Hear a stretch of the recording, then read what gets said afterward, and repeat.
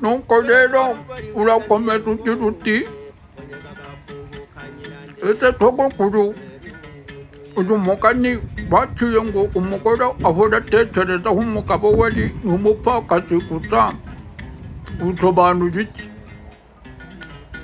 Mwana wanjye iyi migani yose nk'uko nabikubwiye ikomoka ku mateka.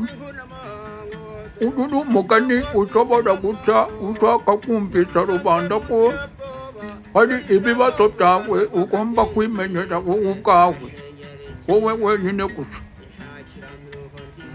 Urongera uti ko numva bavuga ngo umwana yakina n'amabere ya nyina ariko ntiyakina n'ubugabo bwa se.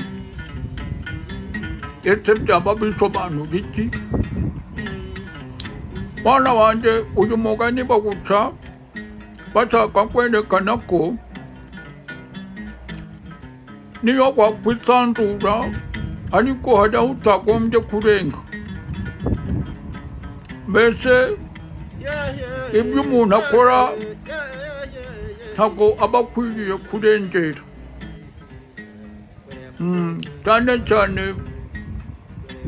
iyo hari ibintu ushobora gukora ariko byiza ndetse ariko byarenga urugero bikaba bishobora kubangamira abandi. Nguko nicyo gisobanuro cy'uwo mugani. Tugira amahoro, umuhagaritse n'ubugingo mwana wanjye.